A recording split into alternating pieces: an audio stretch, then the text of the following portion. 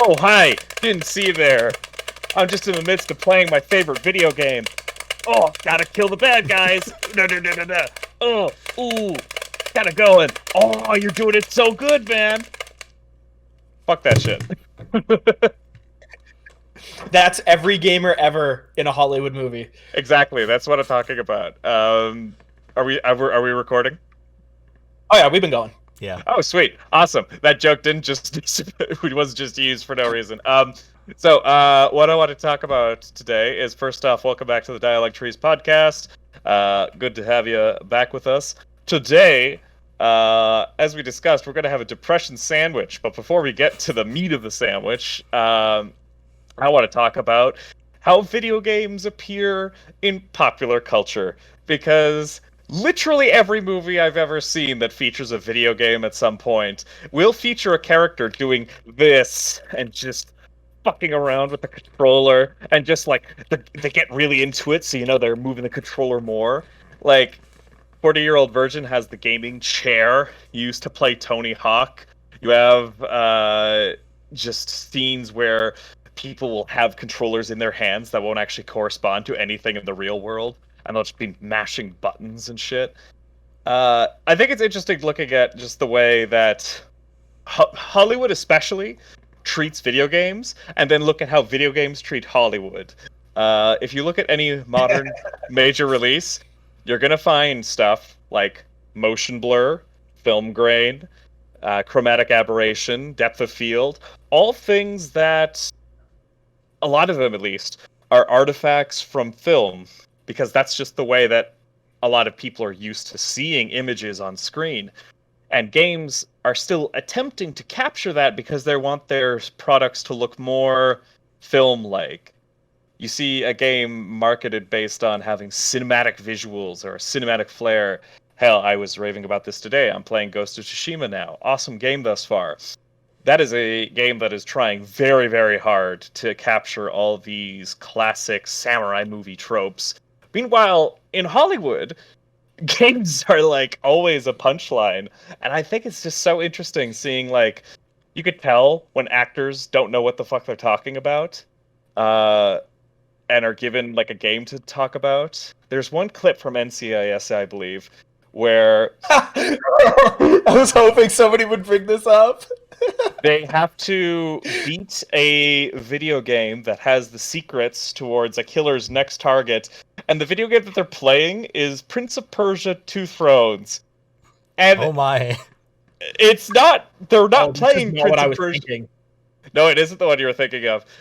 This one's buried deep. It's Prince of Persia: Two Thrones. They're not playing it in the episode. They're playing Sword of the Phantom Demon, whatever. They split it up into these level designs. There's cheesy graphics on screen to represent people getting killed and stuff. Like, for a lot of people, writers and designers especially, video games have not progressed in any meaningful way since the 80s, when we're talking about coin slots and arcade machines. And then the most recent one that I can think of, the biggest profile one by far, if we go by biggest earningest movie ever, is Avengers, which features a plug for Fortnite. Now, it's also a double-edged sword because it's mocking Fortnite at the same time. We see Fat Thor, as the fandom has so lovingly dubbed him. Dad bod. Dad bod Thor. His official name is don't Bro fashion. Thor, by the way. Bro Thor, yes. We catch up with Bro Thor in the midst of his depression, and how do they choose to work with this depression? He is drunk, he is bloated, and he's playing Fortnite. The holy trifecta of depression. I mean, is that really wrong, though? Is that wrong? No, it's not. But I find it interesting that like none of the other Avengers movies have even brought up the idea of playing video games, except for Galaga Guy, which was a very, very brief reference in Avengers. And it's just interesting to see how like games have evolved in some ways and not others, and the way that the rest of the popular culture world still treats video games as like a very juvenile thing, a very kid-friendly thing. I can go on for ages with examples. House of Cards is coming to mind. Scott Pilgrim is an anomaly, but it's also up there in terms of how video games are presented to the public. Yeah, because I was going to say, Scott Pilgrim, you can't call a video game or a movie dealing with video games because the whole comic book series, like Brian Lee O'Malley, wears his influences on his sleeves through the whole thing. Well, And, I think the whole thing is supposed to be very gamey. Well, I'm reminded of like the differences between laughing with somebody and laughing at somebody, where you could tell with a lot of Hollywood it's humor slanted downwards, whereas with Scott Pilgrim it seems to be humor shared between people, you know? That's fair, but yeah. As I'm going on listing off examples... I attribute that to... I still think that's Brian Lee O'Malley more than Edgar Wright. That's fair. You've got great source material to work with. Yeah. As far as what you guys have seen, can you think of any positive examples of representation for video games that isn't just like a joke? Does The Wizard count? I'll suppose it's... I can't tell if it's a movie or an advertisement, but either way, yeah. The latter. It's definitely an advertisement. Yeah. For those unaware, The Wizard is a movie from the 80s about a child that has the chance to participate in the Super Mario Brothers 3 tournament, but he has to go up against Evil Billy and the Power Glove. I just love how... I can't even remember the line. Power Glove. It was just an advertisement for Super Mario Brothers. Yeah. That's it. Like, there's no plot, anything. I think a positive one, it's not like a forefront. It's just something they do in the background. But in the Paul Rudd movie with Jason Marshall from How I Met Your Mother, but I Love You, Man. Yeah. Just two guys. The whole movie is about, like, a guy is getting married and has no, like, close friends, and so he's trying to make a friend so he has a best man. And I think it's a really good movie about, like, developing friendships as an adult, but part of it is, like, it's just two bros being guys, and, like, they're playing video games together, and they love Rush, so they start playing music together, and, like, as a musician and somebody who plays video games, like, that's exactly how it goes when you're hanging out with your homies. Like, yeah. Like, I think that was a really good interpretation of adult friendship and adults enjoying the medium of video games. So it's not like a forefront or anything, and maybe it's a little tongue-in-cheek because it's like, oh, these two guys are kind of eccentric and weird, and, like, Paul Rudd is kind of a loser because he doesn't have friends. Yeah. I think I Love You, Man is pretty damn good.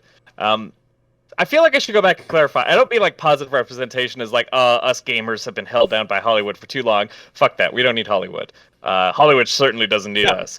I just mean more in like the sense of like, are there any like video games that pop up in movies that aren't treated in the ways that we've already discussed, where they're like, you know, brought up to show that a character is a slob, is irresponsible, is juvenile, like it's a storytelling crutch. As we have seen anything where it hasn't been used that way. I'd give an example, but you guys would kick me from the call in the podcast, so I'm not No. I want to hear it. I want to hear it. You've intrigued us. Pixels with Adam Sandler.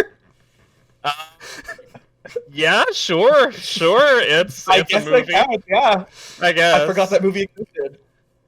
It's actually not a half bad movie. Mm-hmm. Wait, I think we're missing the obvious one. Wreck-It Ralph. I was gonna say Ready Player One, but yeah, Wreck-It Ralph too. But Wreck-It Ralph is celebrating video games, like, in a different way, but it's not punching down on video games. I don't know. I remember looking back at Wreck-It Ralph, and that was in my cynical phase of watching movies. I couldn't see past like just the feeling that it was like talking down in like the patronizing sense, like, oh, look at that, Zangief's in a movie. You like Zangief, don't you? Oh, hey, look, it's Sonic. Don't you like Sonic? Oh man, those modern shooting video games. What Sonic a treat. Speed. I mean, I don't know if I've ever seen. I think I've seen Wreck-It Ralph once, like 6 years ago, and I remember watching Wreck-It Ralph 2. Oh, geez, like a year and a half ago. But also, I had to watch it in like 2 or 3 parts because I kept falling asleep, much to the chagrin of the person I was watching it with. But That Wreck-It Ralph Part 2, because that's a yikes movie, my dude. a lot of yikes movies. But you talked about the House of Cards one. So, what are your thoughts? Because there's a few points where they use video games in there to portray different things. And I think it's an interesting take because they're specifically picking the games to fit the mood of Frank Underwood. Yeah, so House of Cards is one of the few series that I remember where like it wasn't like portrayed as like, again, like just sitting here and just fiddling around with the controller and just doing it. Like, dude's just like laying back, he's just staring at the screen, he's just like kind of zoned out, he's enjoying the game. He gets a connection issue and he walks around the house going, hey, what the fuck's going on? Like, I remember watching that and being like, that's like actually how people act with, like, you could almost imagine that Kevin Spacey has held a game controller in his life. And I'm like, that's such a weird, that struck me because as somebody who likes video games, every other time I watch somebody touch one of these, it's always something that throws me off. And PC gaming, you are not seeing any of that in movies. Fucking only freaks use their computers in movies. Nerds. Yeah. You know, they're there for a scene to fix a problem. Yeah. Like, I don't know, it's just one of those funny things in Hollywood, like, and then, yeah, like, the video game industry has nothing but this utmost desire to be Hollywood. I think Naughty Hollywood Dog is just filled with directors that are so old that just don't understand video games. For like, oh, just these sweaty neckbeards just playing games, ruining their lives. And when they do get them, it's often in the sense of something like Wreck-It Ralph, where I feel it's kind of patronizing, like Ready Player One. Yeah. Hoo boy. I don't know. That was just thoughts on my head. Now, I also think, though, like, there's very few examples of Hollywood trying to take things where the games industry has pushed boundaries. And I don't think this is a good movie. I don't think this is, you know, there's a lot of problems. I don't want to get into it right now. But Peter Jackson did shoot The Hobbit in high frame rate. And yes, it was 48 frames because they doubled the 24 that is standard for cinema. But it's like, well, hey, we're pushing frame rates with games, and people are so used to a 60 cycle refresh now. And like that's almost standard, or at least should be a standard nowadays. Should be. People should be. But I thought, hey, that's pretty cool that they're gonna shoot The Hobbit, and did shoot The Hobbit in high frame rate. A lot of people didn't like it because a lot of people who wanted to go see Lord of the Rings, like, yeah, there's a lot of crossover with nerd culture, but there's also like the cinema buffs who would go because it's Peter Jackson. And I don't think it was well received, the 48 frames. I think, yeah, it's just kind of like, on. I think it was just too much of a gimmick. Too much of a gimmick for a major movie release to bank itself on. But that actually does remind me, there's another thing about gaming that always pops up, not in movies, but in movie criticism, in film criticism.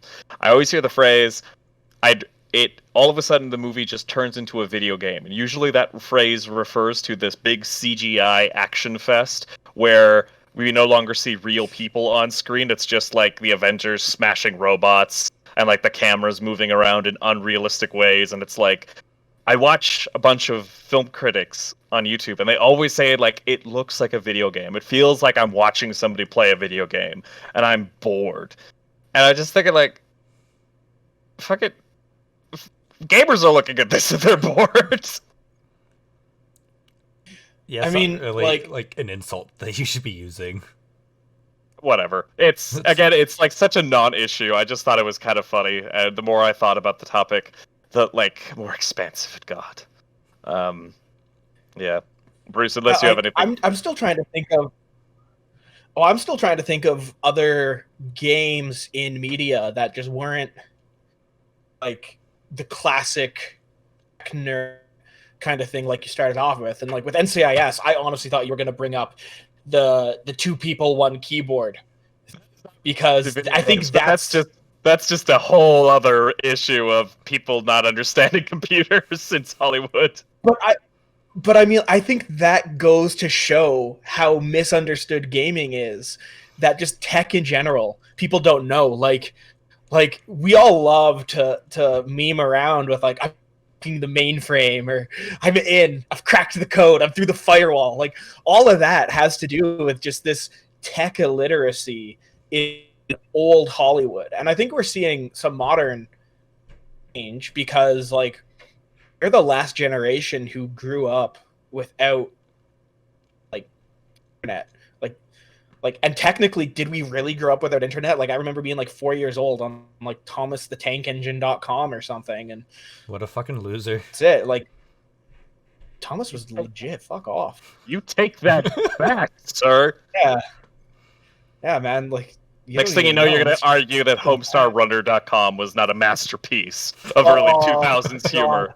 Homestar Runner doesn't hold up, but head nostalgia makes it hold up. I actually still like it. I did think of another thing too. Have you seen any movies that are riffing off of video games in the same way that video games try to ape movies and try to like imitate cinematic convention? Have we seen any films come out that do their best to seem like a video game at certain points, beyond just the CGI smackfest I was just talking about? I would just say like video game movies trying to look like video games. Can't really think of like any other movies. I think like Hardcore Henry, for example, like is a movie that would be like the one. I forgot about Hardcore Henry. Yeah, I liked that movie. It wasn't. Yeah, like it wasn't a movie that was amazing for the plot or anything, but man, that was an experience. Like I saw that movie in theaters and I enjoyed that experience. I thought it was really cool, and then like I looked into it after, and they had like a documentary on the behind the scenes on how they did everything, and yeah, like they were very video game influenced, even in like the story beats where the guy was coming back with clones, and it's like all of this stuff was happening that was very non-cinema. But just if you kind of like suspend your disbelief and think about you're just watching a streamer play something, it's like, yeah, that all makes sense. Yeah, I am more than a little disappointed that we didn't get a top-down Warcraft movie where this camera zooms back and we just follow some laborers going to get some wood for like 30 minutes. I'd rather watch that than the real Warcraft movie. I thought it was okay. It was decent. I think though that it's harder for the cinema industry to rip off or take from a games industry, just because games are a unique medium because higher input, and it's very hard. What about like Black Mirror Bandersnatch? I was actually just thinking that.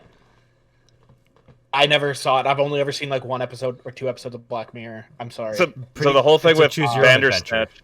Yeah, so Bandersnatch was like a Goosebumps book, right? Yeah. But like as a TV show, movie thing.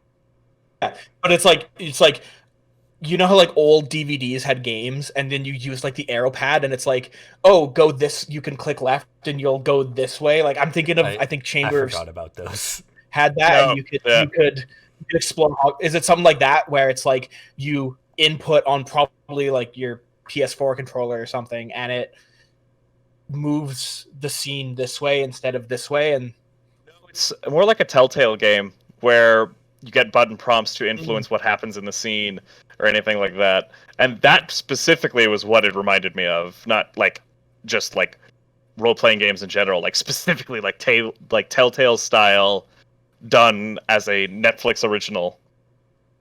Yeah, it's like, As hey, kind of- hey, do you would look you in call this it drawer? cinema? Do you go punch someone in the face? Like those are the options you had. Would you call it cinema then, or just like a mocap video game, or like how original Mortal Kombat was actual like real people photographs kind of thing, digitized? Would you say this is just on animated video game? No. Because if this is no different than a Telltale game.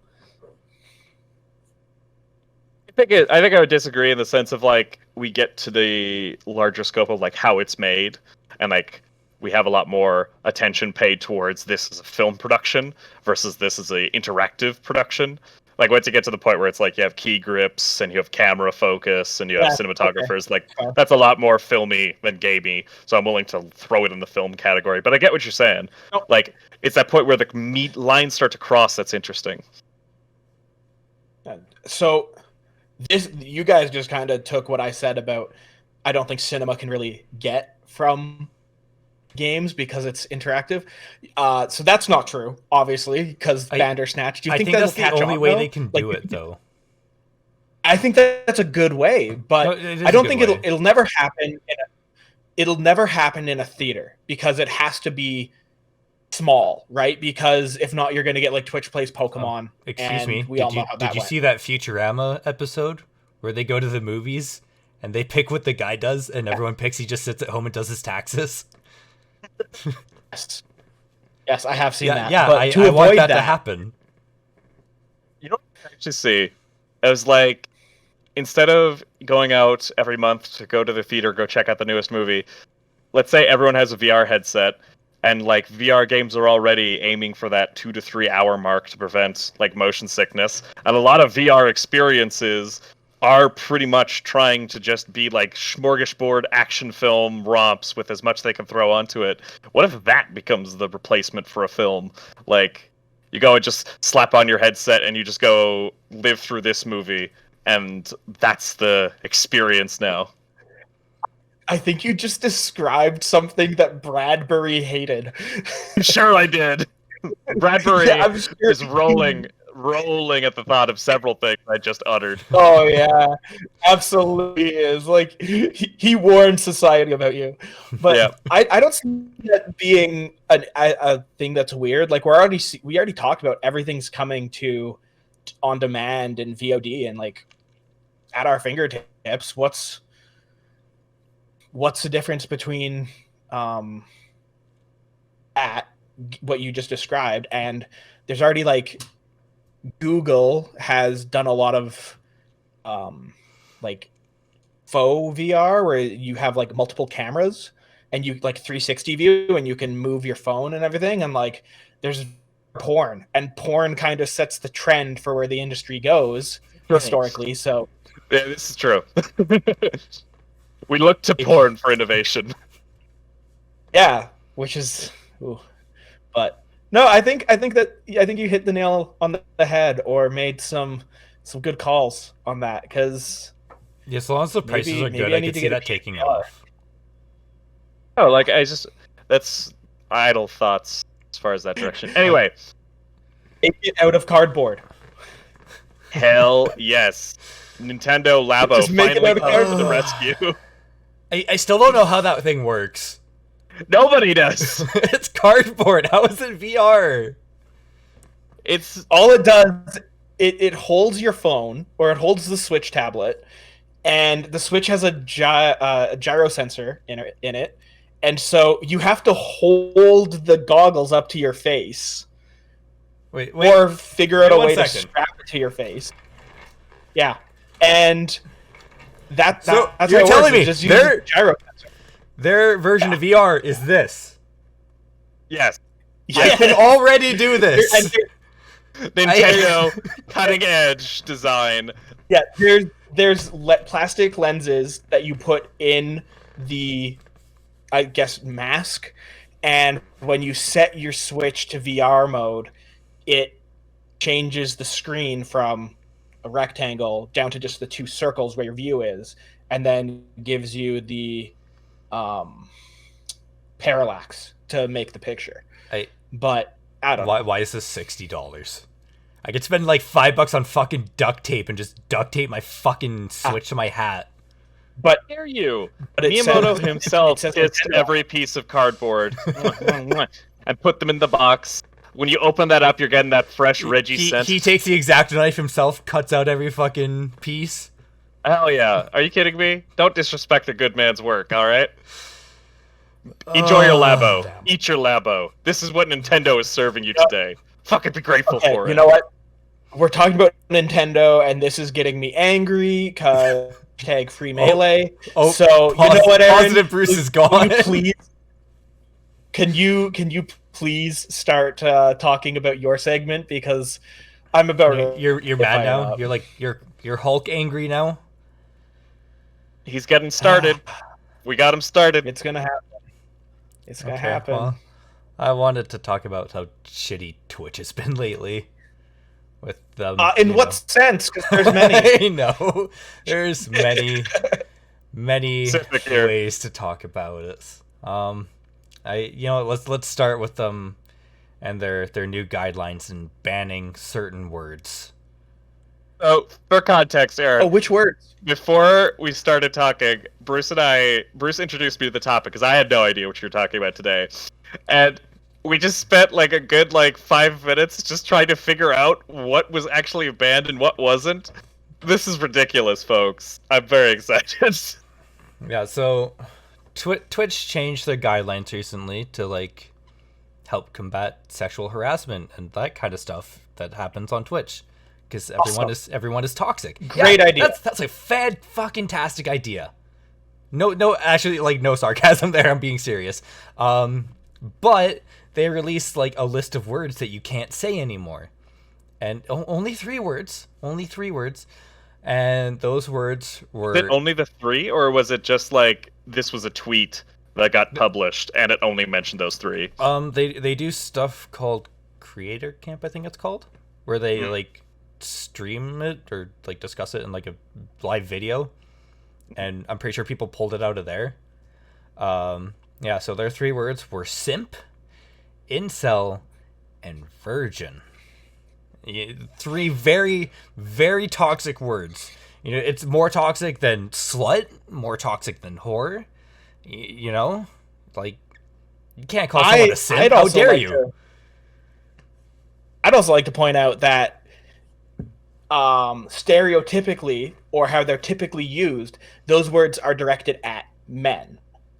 The incel community is predominantly male, and simp is predominantly used to describe men fawning over female personalities in order to get attention.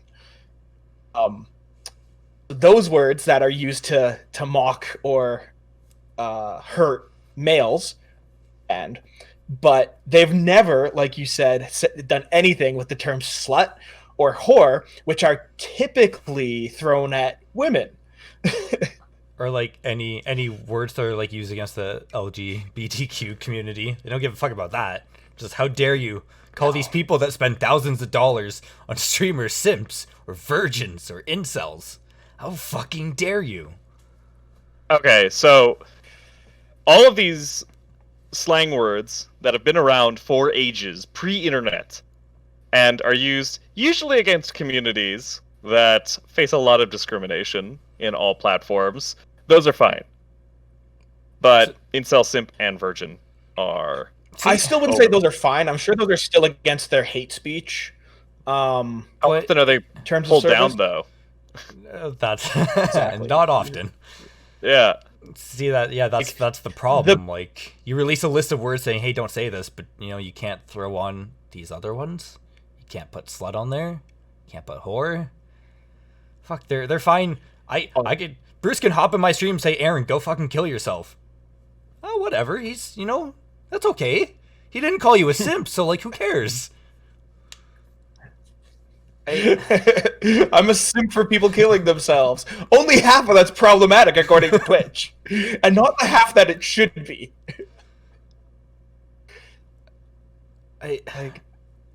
there's no like sense with Twitch and like what they decide. And then everyone just shit on them on fucking Twitter because, you know, that's really stupid.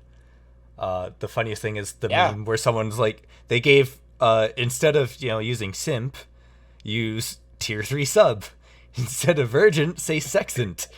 Instead of incel, say Twitch staff. I'm taking a look right now at, like, more stuff related to the Twitch TOS.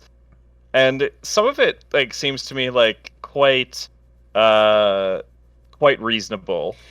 There is reasonable stuff there. Yeah, I found this one mention of a streamer called Delor, where apparently he got banned after he took a keyboard and broke it over his head because it involved physical violence against himself, and therefore was banned. We had a streamer the other day get banned because she left the room. She was streaming with her child. She left the room to like go get food or whatever. Oh yeah. And her child just typed on her fucking keyboard in chat because that's what children do. They play with shit. Well, she got perma-banned for that. But we had another streamer that, like, went full nude on fucking camera, banned for 3 days. The receipts for this person, like, the receipts exist. Like, it is spread asshole and vulva, just, like, there. And it's... The receipts exist. You can find them. Somebody posted them in a Discord chat, so can confirm they exist. 3-day ban. But your child touched your fucking keyboard? How dare you? Get off our platform. Yep. Just, it seems like one of those things where it's so stupid not to evaluate things on a case-by-case basis, because that's just not how people are governed. Like, it's unreasonable to expect Twitch to apply the same scrutiny as you would, let's say, a government. But typically go through, like, you know, you evaluate things, you ask questions, you figure out what the severity of the offense was. This is, like, just blanket, like, checking things off a box, so that rarely gets to the heart of an issue.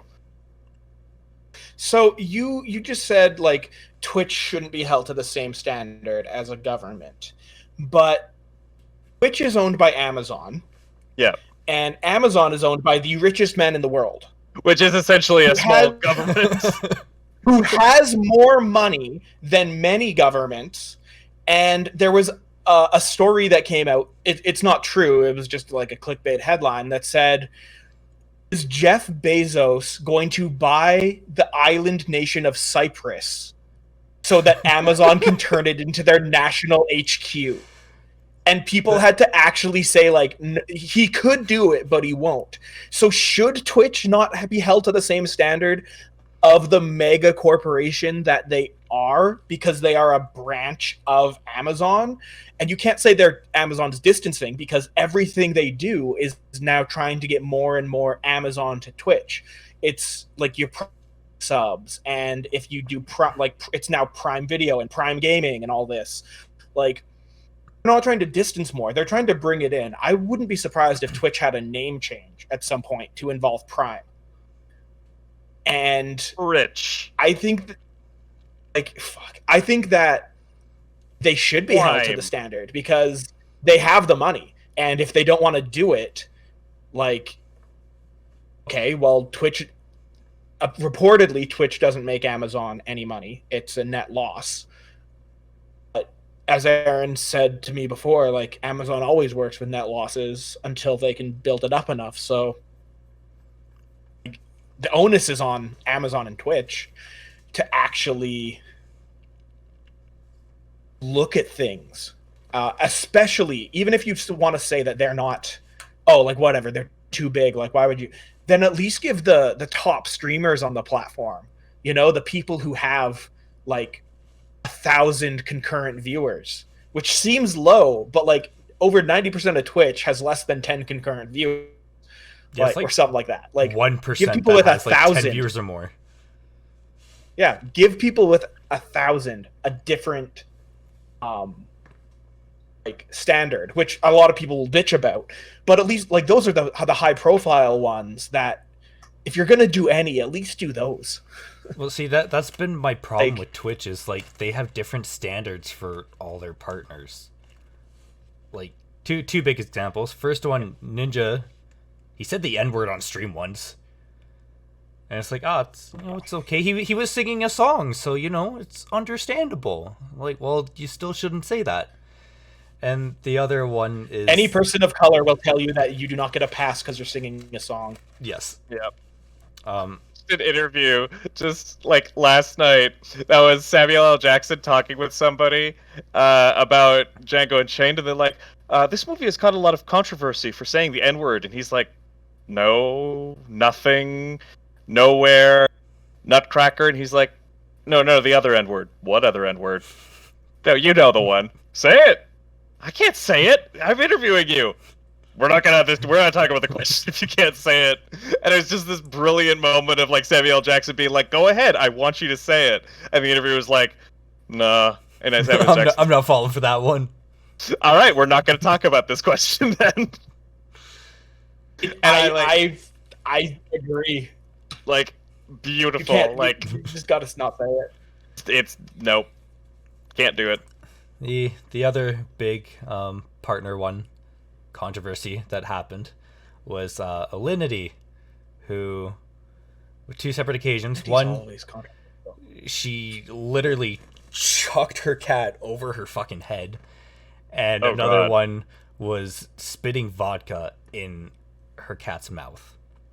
Twitch never banned her. Now, unfortunately, and I think. Okay, I'm gonna finish mine. Unfortunately, the community has been shitting on her ever since, because Twitch never did anything, so they just have to keep bringing her down, which is kind of wrong, because you shouldn't just constantly shit on someone, make them feel like shit, even though it was a bad thing. But like, Twitch should have been the ones to do something. Shit on Twitch for not, dealing with her. Don't shit on her and make her fucking miserable. Did you have your headphones on? I've been wearing my headphones backwards this whole time.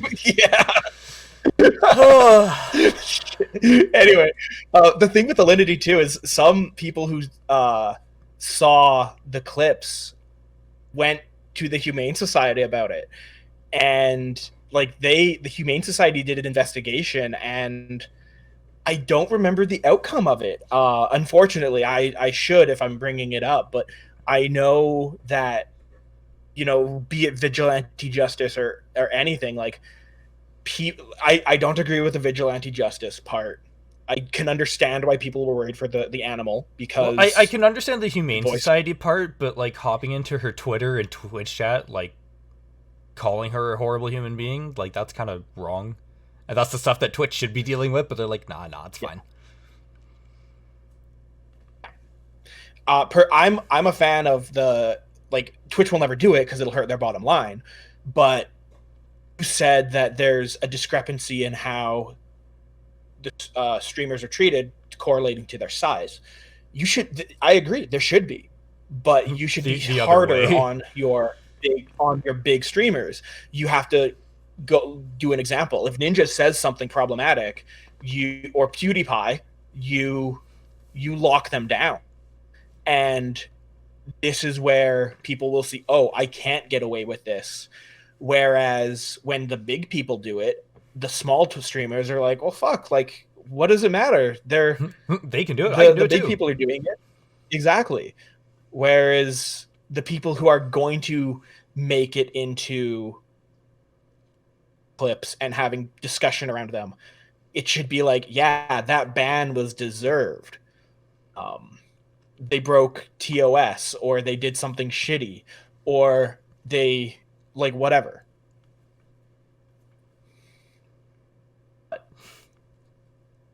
There's so much to bitch about Twitch for. I know. Yeah. It's...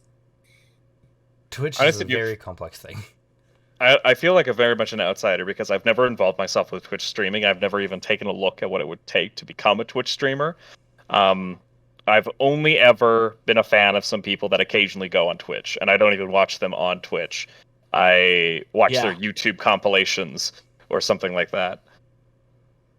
It's a shame that it really is the only major platform for this, but that's kind of the age we're in, where if you're not on the main competitor, there's no point in trying to run a business out of this. Like, people have no choice but to turn to Twitch. I wonder when we're gonna see it get dethroned, especially with that Amazon money. Bruce, shut the backing it. fuck up. We're Well- saving that for another day. That will be a whole topic on its own. Shut your mouth. I know what you want to say. Was he talking about? Do you think it's gonna go on to a rant about OnlyFans? Yep. 100%. No, I wasn't. I wasn't. Okay. I was gonna say Okay. Mixer tried. And Thing with Mixer is they Microsoft just dropped- gave up they on dropped. Yeah, they dropped stacks on Shroud and Ninja, two huge streamers. I think Ninja had a $24 million contract, something like that, and Shroud had probably at over 10 million as well because he's it. huge. I thought Ninja was 74 million. And then, oh fuck if I know. I just know it was like, maybe it was 24 million a year kind of thing. I don't know how long his contract was. Either way, Mixer dropped money to acquire big name talent, and they folded. Or I should rather say Microsoft folded them because the original people who started Mixer, basically just Microsoft was like, by the way, you're all fired. Like, you've got a month. And they didn't know, and they were all disappointed because they believed in their thing before it was acquired by Microsoft.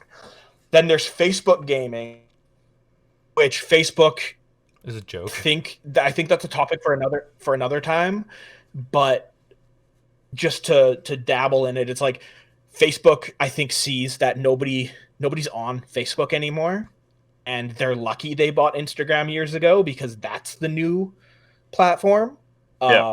Because it's only really like boomers and older millennials that are on Facebook still. But they're trying to diversify. So they have Facebook Gaming, which is their streaming service, and they're really trying to double down with Oculus because as of 2022, without a Facebook account, you cannot use Oculus. Oculus requires a Facebook sign-in. Now, Really? like even now, Oof. you need the Facebook sign-in, but you can still be grandfathered in. But as of like 2022, you have to have a Facebook account to use Oculus. And then there's also YouTube Gaming, which is kind of been struggling for years and just doesn't know how to die. YouTube Gaming is okay. It's just people can't find anyone on there, which is kind of a huge issue when you want people to watch your streamers. Yeah, I think it also is like I think a very. we should talk about. No, go, finish. Sorry. I think it's honestly like it's a combination problem of like it's a very crowded market, and the most popular always wins. In this case, Twitch is the most popular, so Twitch does shitty things, but we're not going to see the consumer base migrate en masse to go to pick up something else because that's just not where the ad revenue is. So I think that like stuff like Patreon could help push people away from being reliant upon Twitch, but it's still like a very, important cornerstone of a lot of people's income in this regard. So I think like, I don't know, it seems like a lost cause. Twitch is fucked and will always be fucked. Yes and no with ad revenue because Twitch streamers don't make their money from ad revenue. They make it from subs and donations. Yeah, sorry. Specifically That is donation. The ad revenue on Twitch is not great. If you look, most of the ads, I shouldn't say most, but there's a large section of ads on Twitch that are Amazon ads or Amazon Prime Video ads. And that means you could take it as them trying to self-promote, sure, but obviously that's free ad space for them. So but if you see an Amazon ad, that's an ad space they didn't sell. So that means they're not making money, and that's why they're losing money in the meantime on that, which could be part of Amazon's whole take a loss to gain dominance and then own everything. But if Twitch isn't the ad revenue one, why would the ad revenue of any of these platforms matter? It's about the buy-in of the consumer, the viewer, because they need to get the donations. And I don't watch YouTube Gaming, but I've seen live streams on YouTube, and I've seen people on small streamers or small content creators drop $100, things like that. And that's all you need is no matter where you are, you just need a dedicated fan base. It's just that Twitch has such programming into it where you can get rated or hosted by like a famous esports player out of the blue, looking at you, Aaron, and you can get new viewers and people can make donos and subs. Like, that's why Twitch is better, but it's not a thing inherent to Twitch. Back up a few seconds. What the fuck is a dono? Donation. It means a donation. Is donation too hard to say? What is Apparently. dono?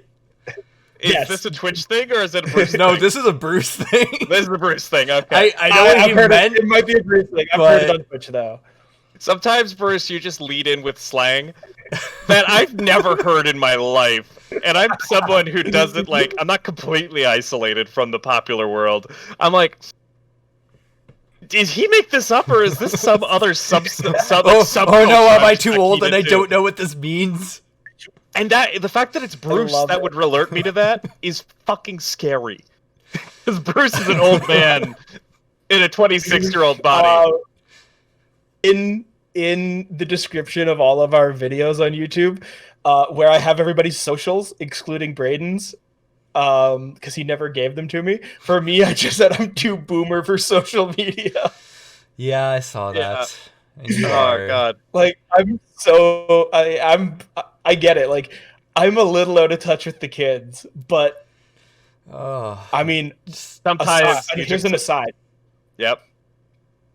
My older sister, I was talking to her, and I said something, and then she was like, "Oh man, F in chat," and I was like, "All right, sorry, what?" I was like, "What do you mean F in chat? Where did you learn this? I have never heard you say anything like that." My sister's 30. I'm 26, and like, no, I'm 25. Am I 25 or 26? I'm 20. I'm mid 20s. My sister's 30. You're 25. And isn't he 26 this year? Okay, I'm 25. Oh, he turns 20 because I'm Okay. a year older than him. I don't That's fucking fair. know, And I guys. just turned 26, so he's 25. My sister literally was, and then sent a GIF of F's in chat, and I was like, "I'm sorry, where did you learn this?" She's like, "Oh, well, like I'm a corrections officer. I work with troubled youths. Like, I don't know, the kids at the center say it," and I'm like, "Holy shit!" Like, wow, blew my mind. Yeah, so she doesn't actually know what it means. She just hears kids say it, so she's like, "Oh shit, Oh, no. I should say." No. this." She knows what it means. Like I should also add, my sister bought a house. You know what? Fuck it, Amy. You're getting Shout out. not that. Shout out. Woo-woo. Shout out to my sister who bought a house with her boyfriend who is younger than her, and that's why I 100% believe that she knows what F's in chat means. And the address is. Yeah, I mean, I don't even know what the address is, so. Okay. I think that's enough Twitch. I think it's enough Twitch for now, yeah. My brain started turning to soup. Yeah, so I picked a lighthearted topic Boo. because there was a lot of like CDPR and Game Awards hate, and like, you know, sometimes we just Can you stop calling me out, please? Sorry, all right. I mean, I was part of that. Our opinions are just divergent at this point. Well, I'm gonna bitch about Yeah. stuff because fuck Nintendo. All my homies love Melee, but I just was going through, and very recently Aaron gave me his PlayStation 4, and as I was moving my data over and setting things up on my account again, I was like, oh man, maybe I'll change my theme, because I was using a Horizon Zero Dawn theme for my account. And I was like, oh, Aaron has some themes loaded on here, like I just won't delete them. And he had a really cool Final Fantasy VII Remake one where that one's cool. every time you move the menu, it makes the sound of moving through the menu in the original PlayStation 1 game, and it's playing Aerith's theme on piano in the background the whole time. I was like, this is dope. I was like, I love this little personalization. And I turned on my Switch, and I was like, oh yeah, light mode or dark mode. And I just wanted to talk about console UI and how it it evolves over the years, and how you can have huge like fan favorites that are beloved by the user base that then get changed. And albeit some of the changes are great, some of them aren't always. Then you still have that nostalgic yearning for the old one, even though objectively the new one's better. So, Remember, for example, on Reddit. Yep, go ahead. Does anyone remember migrating data on the Nintendo Wii? And to go from like a GameCube to a Wii, or to do like from a Wii to a Wii, you would play like a little cutscene where you watch Pikmin running around inside of your Wii. They go and pick up the data, and they go and run it over to the new console. And I remember thinking that was just so cute and charming. I can't remember if it was for Wii or if it was like from Wii to Wii U. It's all gone in my mind as far as which one Sounds is like which. a Wii to Wii U thing. But like, that's the only that sounds like time Wii to Wii U. that transferring for consoles has ever been interesting. It's because it was just a cute little graphic. Otherwise, oh my god, do you guys remember the Wii layout? Ugh, that one was so ugly and channels? clunky. And The channels, yeah. Ugh, so bad. Because they wanted to emulate a TV Hmm. because they were trying to go very casual gamer with it. Yeah, and like Interesting you concept. could. I mean, I've liked some parts of that design. With the Wii Mote, you could just point at the thing you wanted to do that day. You didn't have to go sorting through anything. But it was also just a very gross kind of bleh kind of design. It was too white. Where's my dark mode, Nintendo? Exactly. It's so like with Nintendo, you bring up they had that really fun Pikmin migration of data. I remember on the 3DS, if you downloaded a game, I'll come in a little gift thing. it would do that, and then it would unwrap. But then you'd also see Mario going and running and hitting blocks, and he would keep hitting the blocks. And then as the game got more downloaded, he'd hit a different block along the way. And at the very end, he'd just do the jump constantly, and it'd be just coins coming out of the same block. And like in Mario, where you're get a extra money block. Cool. I thought that was a little detail. Like it didn't matter, but at least it's something more than just watching like a bar watching go a up. progress number. Yeah. Yeah, the Switch by comparison is very boring. And that's the thing. It's like, so Nintendo has these great little Easter eggs, but when it comes to actual UI design and personalization, there's nothing. The company that like made an entire handheld generation iteration just to add faceplates and customization can't do that on the Switch.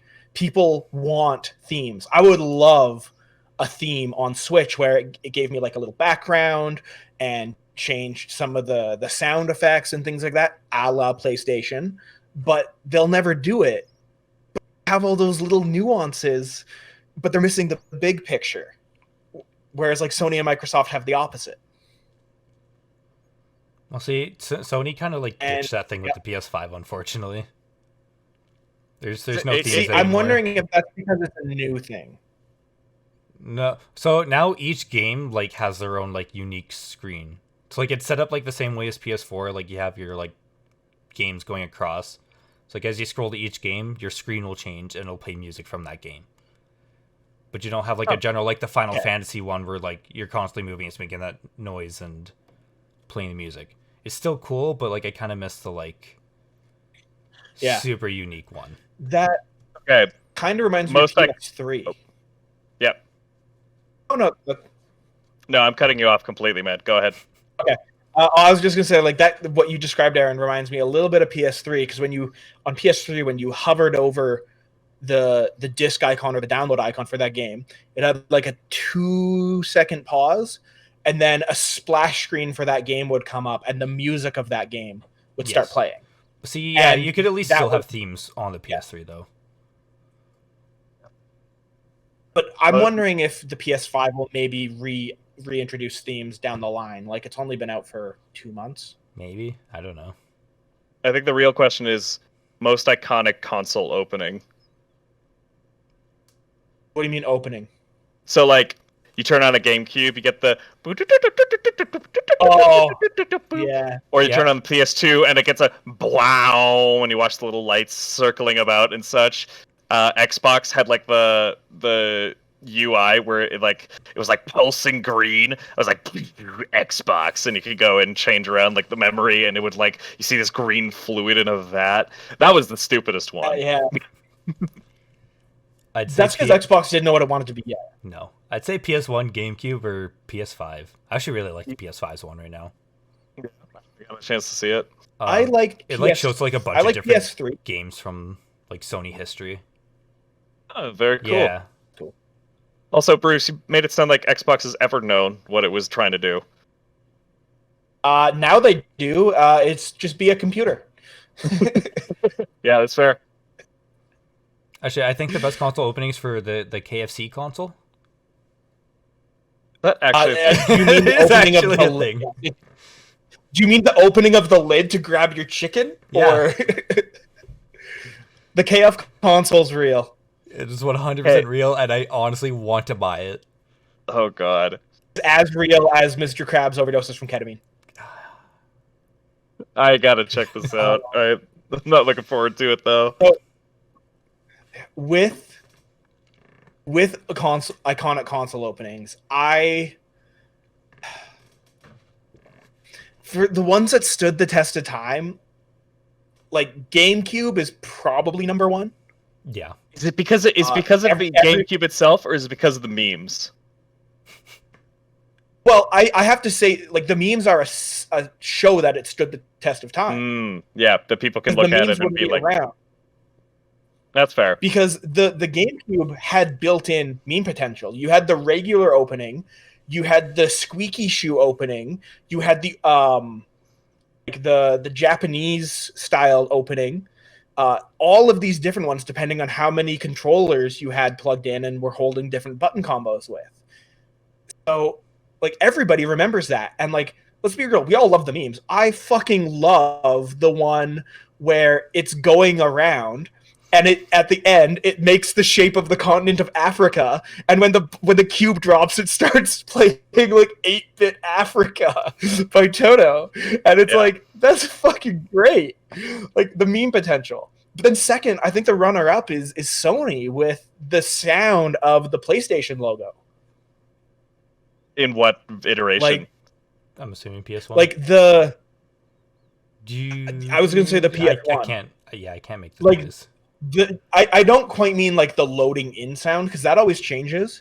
Like the PlayStation had, I can't remember quite the sound. The PlayStation 2 was kind of like, it made you feel. Well, it made you. The sound was. I could describe the sound as like going through a portal.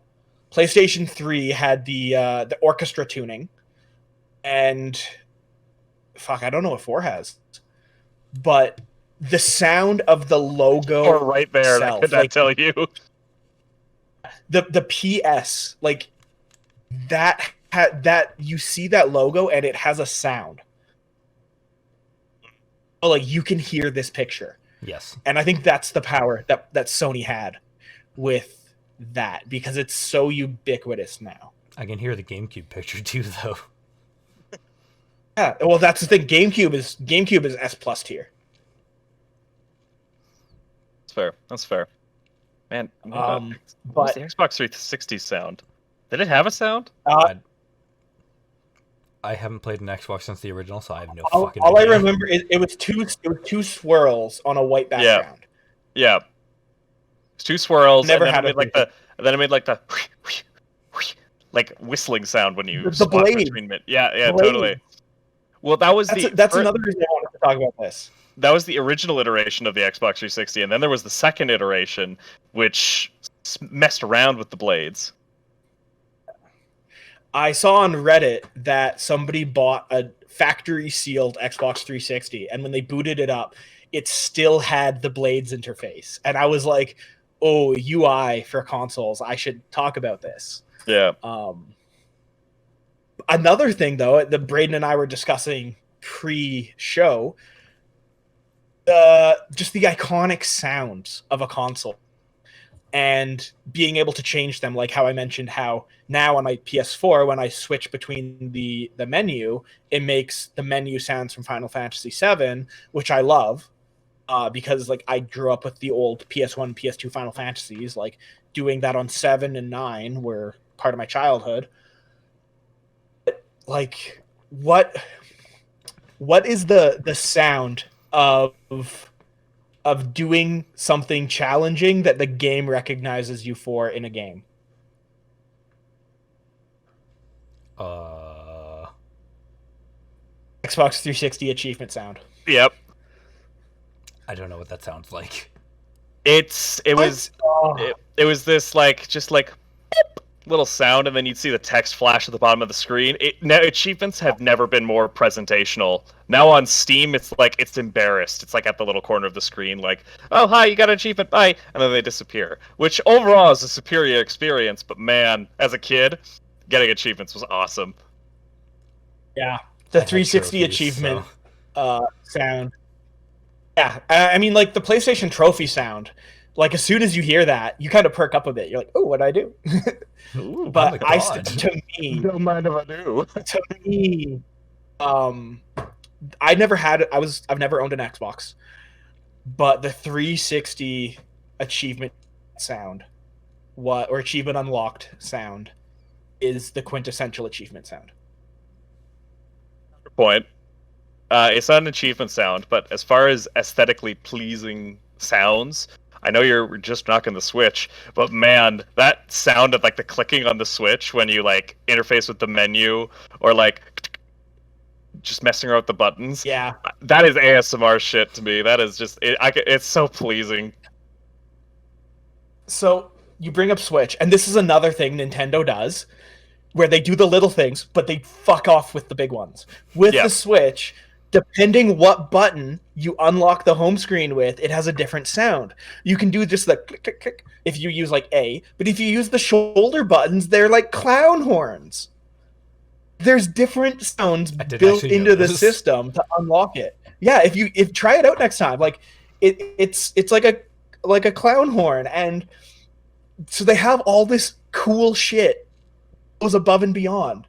But the one thing people want, like themes, being able to choose different things to represent themselves and have some personalization in their eShop. Oh God. You know, I think we should do an episode on games, on online game stores, because I would fucking love to. Yeah, because hey, Brayden, you have Grace has an Xbox, so go learn how Xbox game stores work. I would want to talk about, if anything, Microsoft Store back when the 360 was around, because you couldn't buy things with just a dollar value. You had to buy with the Xbox points. Yeah, points. Fuck that shit. Okay, you know what? This is a teaser for next week now. But yeah. I think we've said as much as we really can about console. There's some other cool things that we could have mentioned. PlayStation special Vita. editions with different sounds. What are you talking about? Yeah. There's no such thing. But show me one. we're done. You want me to go grab it? You actually have a Vita? Yeah. Oh my god, I thought The they were all Vita's a destroyed in the Great Purge of Oh, it's 2011. sitting on my fucking shelf. I'm sorry. That's All I know is that it was the thing that Persona 4 Golden was on, Yeah, but now it it's on was. this PC, so I don't need a Vita. Yeah. You're not wrong. Hey, it's okay, man. I own a Wii U. Yeah. The thing that Breath of the Wild was supposed to come out for. Still waiting on I Resident mean, Evil for the Vita. I have Breath of the Wild. Yeah. Do you remember, what was it? It was the zombie game with the Zombie U. Zombie and you had to, yeah, and you had to use the touch screen for the backpack management. They ported that to other consoles after, and they just called it Zombie. Yep. That game was like Lovely. one of two things that I wanted for the Wii U, and then it came out on like PS4 and for free on Plus. So I'm like, yeah, I don't need a Wii U ever. Yeah, I got a Wii U specifically for Breath of the Wild. You got suckered. And I mean, I bought it on Breath of the Wild. I bought Breath of the Wild on it. I haven't plugged it in probably in like a year and a half. I think honestly, I think the last time that Wii U was used was before Braden and I, when we were living together, had a Switch, and he played Breath of the Wild on it. I think that was the last time it was turned on. Yep. I also played Hyrule Warriors, but now Hyrule Warriors is for the Switch. Baby! We're just taking that thing out to the dog and just need Wind Waker, and then I'll be set.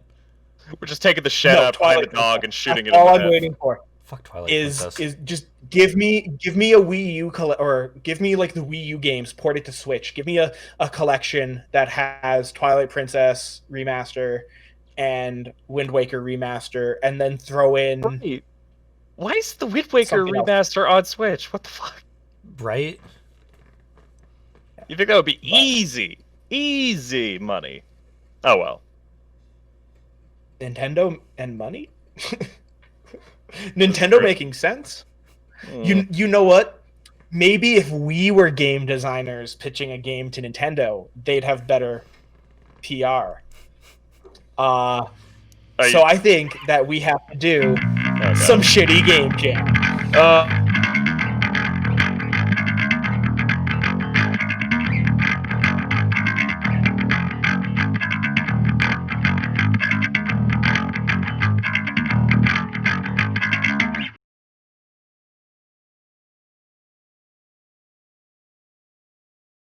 You know what? Maybe if we were game designers pitching a game to Nintendo, they'd have better PR. So I think that we have to do some shitty game jam. God,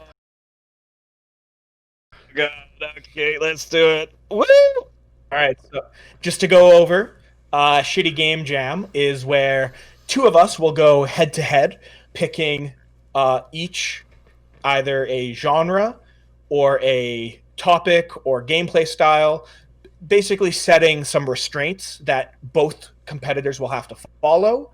They then pitch their game to me, who is the producer, and they've got to tell me why I should fund their game. But, I got some market data, so maybe I can make some suggestions that'll help my bottom line. So I get to throw in the wild card. And for now, if you guys have some topics or constraints and are ready for each other, I'll toss it to you guys. All right. What was it that we did last time? Genre and topic, or? I know genre for sure. Yeah, it was whatever gameplay style and then a topic. Like gameplay loop. Okay. I have one for genre. If I can stake my claim there. Fine.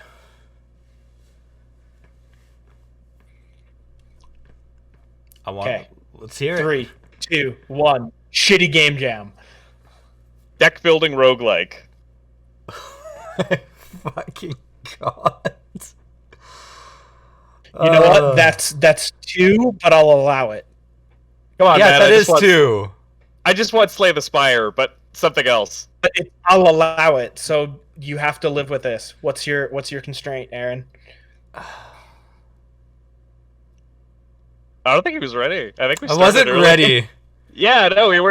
We didn't have them both ready. Okay, I'll come up with a new genre. No. You keep that. You keep that. No, tarnish. No. Yeah, but no. But it has to be about rock bands in the 80s. Hell yeah. All right. Deck building roguelike rock bands in the 80s. I know tons about one of those topics. Pitching first. All right, I will go. Hello, Mr. Thighfield. Thank you for giving me just a bit of your time here.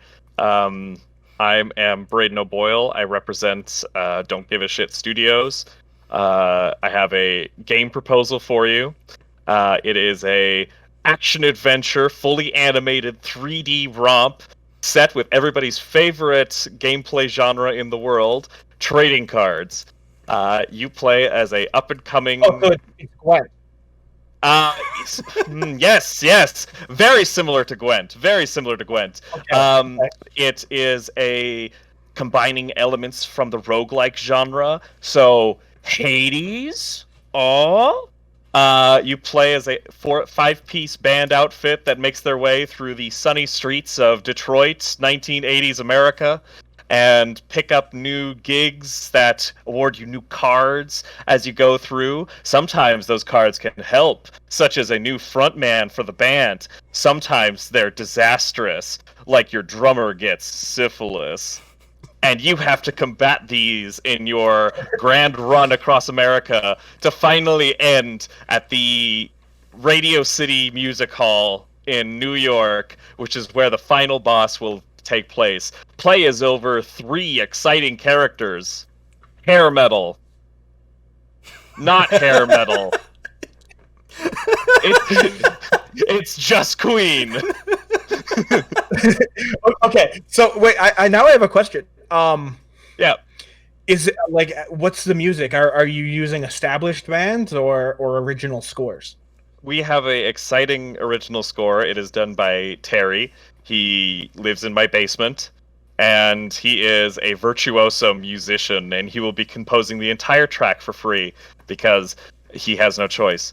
So we'll cut costs there. Okay. You'll listen to his stuff, and it's banging. He does it all with a harpsichord and theremin combo that it has to be heard to be believed. Sorry, how does a harpsichord differentiate from a harpsichord? So you have over 300 cards in the base game, but then we will add on new things. I don't know if you've ever heard of a little game called, I don't know, Rock Band. We're going to do something similar to that, where add-on packs will come on, and you could purchase new band styles or different cards, and we're essentially just going to take a big old bite out of Activision's market, since there is no Rock Band anymore, and hope we don't get sued. Your card pack, are they set card packs where like you buy new drummers, or are they, are you going to try and cash in on the Pokemon craze and they're random card packs? Yes. Okay. that answered all my questions there. Now, I like the sound of this, but I don't know if your random card packs are going to generate enough profit. So how can we, in your game, install some type of licensing fee to license the music so that anybody who doesn't pay the monthly licensing subscription gets DMCA takedowns? This is important. I agree with you 100%. How are you going to spin that so that it seems like a feature, not a bug? Answer: 100% connectivity with YouTube Music, baby. It only requires a YouTube Music account to jump into the game and have fun, and for the low price of $12.99 a month, you can enjoy such wonderful hits as Drake. You can get Drake in your game. You could get but Drake collaborators. So it's exactly. Well, right? It's like okay. So it's 80s rock music, but like, come on, is that really popular with the kids today? I don't think so. So like, we gotta have a cake and eat it too, right? Anyway, the title of this project is Slay the Spotify. I like it. I like that a lot. I think there's some good stuff there if you just polish off the not good stuff. Mr. Hartley, your presentation, please. I just want to put this out there. Like, Braden took like all my fucking ideas for that one. Just saying that, like, yeah, I have this. So he's just listing off all this shit. It's like, okay, well, I got fucking nothing now. Okay, so Mr. Thighfield, nice to meet you. I am Mr. Hartley. I would like to present to you my game, Sex, Drugs, and Rock and Roll. Ooh. Ooh. Wait, You so have my sorry, attention. are you presenting the game and sex and drugs and rock and roll? Well, yes, because this game is about 80s rock bands, which Yep. is known for sex, drugs, and rock and roll. So this game, Trademark. we're aiming for the style of a roguelike card game. So it's like Hearthstone, but not Hearthstone. Okay. Ooh. Yeah. So like it's like Crypt of the Necrodancer, but instead of moving to the beat, you're playing cards to the beat. Okay. Okay. I like it. So Wait, so does that mean like certain cards have like how Yu-Gi-Oh has like stars and you need to get like a sacrifice requires X amount of monsters for X starred monster? Does that mean like your cards are gonna have a beat value? So like some of them are like eighths or sixteenths or halves or something. Okay. Yeah. Okay. Yeah, you're gonna need to Sounds know. fucking sick. You're gonna need to know music theory for this game. I'm sorry, but that Oh, great. it'll be more of a because payoff everybody- for like cool people. All musicians know music theory. Yeah, exactly. And if you don't know music theory, then this will be an educational game for you. Not just about music, but about the 80s. So, you Sex. go. Yeah. So you're gonna play your shows. You're coming after Dare's Market. You're gonna play your shows by throwing down your beat cards, but then after the show, that's the second half of the game. That's where you're doing drugs and having sex. So you're gonna have drugs and sex cards. Holy shit! Yeah. So you're gonna throw down like snort a line of cocaine. Yeah. Yes. So like you're gonna have to battle your inner demons. Yeah. I guess so. Holy shit! Okay. Like How are you gonna introduce the VR support? How am I gonna introduce the what? The VR support. For VR support, you're gonna look out at the crowd while you're playing, and then after the show, it's gonna be like you're looking at that line of coke as you snort it. It'd be like you're really snorting it. Makes sense. Yeah. Makes sense to me. But how do you play the cards in VR? Well, you have your controllers. You're like, it's kind of like Pokemon. Where you're throwing a Pokeball, but you're throwing your cards down. But like, does your avatar in VR throw the cards down as well? Yes. Is it like how like guitarists do the cool thing where they like flick the pick into the audience? Is it like that, but instead of playing guitar, you're just constantly like gambiting cards into the audience? Yes. You have your dual disc, and you're like pulling out cards and just throwing them into the crowd. It's a dual disc, but it's also a keytar. Brayden, you're just helping my game. I'm so excited. I can't help it. Dude, I just fucking pog champed in real life. There actually is a deck building roguelike called Griftlands, and the whole thing of the game is that it has two different decks you're building at the same time, combat and negotiation. If there was one for like music and then like backseat debauchery, holy crap, that would be awesome. Okay, now Aaron, so Yes. obviously VR support. What part of the game are you planning on cutting out and reselling as DLC? Whew. VR. No. This our studio specifically is looking for VR only. So I guess you could sell the not VR. I think I'll cut out the sex part. As cool as that is, I think there's enough degenerates out there that they'll drop like $100 for the sex add-on. So yeah, with all brand new like sex moves, and we're gonna add some like extra drugs into that. Heroin will be locked exclusively to the sex edition, simp edition as you want to call it. Expansion pack. Yeah. Right, any other questions or anything else you need added? Gentlemen, I'm sorry, but sex, drugs, and rock and roll has got my vote. This game sounds fucking lit. like, I would rather play cards to take someone to Pound Town while doing rail dick dingers, fucking instead of like being Drake in Detroit. Like Dick Dingers, the card game. Fuck yeah. Like, it's just in display the Spotify dropping expansion pack late 2020. Q3 2020. Beat it. It's Q4. Yeah, right. Anyway. Yeah, well done. Well done, I'm sorry, Aaron. Braden. No, it's I think it's even deserved. you lost. It's deserved. That sex, drugs, and rock and roll. Hell yeah, man. I was just thinking of like what game can I like compare for like roguelike? And I was like Crypt of the Necrodance. I'm like, wait, you like match yourself to the beat. I'm like, what if you throw cards to the beat?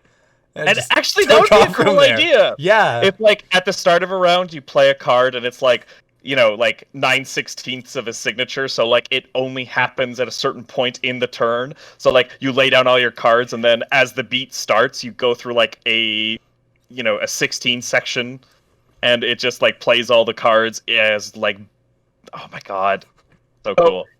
We exclusively brought you the announcement of Superhero PR Simulator 2020, and we're doing it again. Oh my god, no. The official announcement: Sex, Drugs, and Rock and Roll is slated to be in production, and we're ready.